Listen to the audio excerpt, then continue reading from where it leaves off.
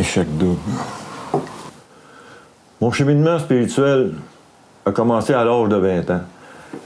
Je m'étais acheté un Nouveau Testament dans une librairie à Sorel. Après la lecture de ce livre, j'ai été fasciné par la vie et les miracles de Jésus. Je me posais 3 questions sur Jésus. Est-il un Dieu? Est-il un grand sage? Ou est-il un extraterrestre, comme certains me le disaient? J'ai fouillé dans des livres religieux et dans des livres ésotériques pour avoir des réponses. Jésus avait parlé de la fin du monde et de la damnation éternelle. Puis je voulais savoir quel moyen prendre pour être sauvé. J'avais un ami qui cherchait la vérité et qui voulait connaître la Bible. Il m'a emmené dans une organisation religieuse très populaire au Québec qui enseignait la Bible. J'ai tout de suite adhéré à ce mouvement parce qu'il répondait à mes questions.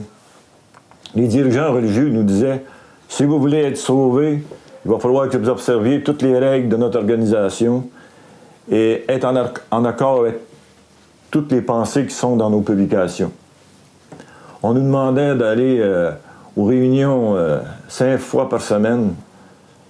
Il n'y a pas à dire, on était tout le temps en réunion. On nous demandait d'aller faire du porte-à-porte pour convertir les gens à nos nouvelles vérités, à nos nouvelles doctrines. On avait un mode de vie très strict. On avait des règles alimentaires, des règles vestimentaires.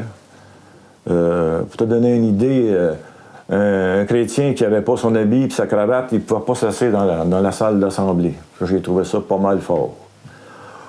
On nous demandait de couper des liens avec les gens du monde, de se tenir à l'écart des gens, d'avoir de moins de contacts sociaux possibles. Et puis, on nous demandait beaucoup d'œuvres dans l'espérance d'être sauvé. Mais j'ai réalisé que je n'avais pas l'assurance de mon salut. Il me manquait quelque chose. Ils avaient enseigné des prophéties qui, malheureusement, ne s'étaient pas accomplies. J'ai commencé à me poser des questions. On avait sorti une nouvelle traduction de la Bible, et puis je m'étais rendu compte qu'ils avaient changé des mots pour appuyer leur doctrine. À partir de ce moment-là, j'ai dit « c'est assez, je quitte la secte ». Mais je me suis retrouvé avec un autre problème, parce que je me suis retrouvé tout seul et complètement désemparé. Je n'avais plus confiance en personne, en aucun dirigeant religieux. Puis je voyais la Bible comme un casse-tête et vraiment comme un labyrinthe religieux. Puis un jour, j'ai prié Jésus dans ma détresse. J'ai dit « Jésus, révèle-toi à moi et indique-moi le moyen d'être sauvé. » Et j'ai rencontré un pasteur retraité qui m'a parlé de la grâce de Dieu. Puis il m'a dit, dans Éphésiens 2, 8 et 9, ces paroles, « C'est par la grâce que vous êtes sauvés, par le moyen de la foi. Cela ne vient pas de vous, c'est le don de Dieu. Ce n'est point par les œuvres afin que personne ne se glorifie. » À partir de ce moment-là, il y a eu un fardeau religieux qui est tombé de mes épaules. La culpabilité est tombée.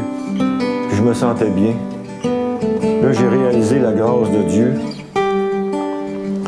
Un autre jour, j'ai lu un verset dans la Bible, dans Jean 5, verset 40, où Jésus dit « Vous sondez les Écritures parce que vous pensez trouver en elles la vie éternelle, mais vous ne voulez pas venir à moi pour avoir la vie. » Quand j'ai lu ça, j'ai accepté Jésus-Christ comme mon sauveur personnel parce que j'ai compris que c'est seulement lui qui peut me sauver, non pas les hommes. Un autre jour, j'ai lu un verset dans Jean 14, verset 9, où Jésus dit « Celui qui m'a vu a vu le Père. » Là, j'ai complètement réalisé que Jésus était Dieu et que ce n'était pas un petit Dieu en lettres minuscules comme c'était écrit dans la Bible de cette secte. Aujourd'hui, je remercie Jésus d'avoir eu pitié de moi et de m'avoir fait connaître sa grâce. Échec. Échec.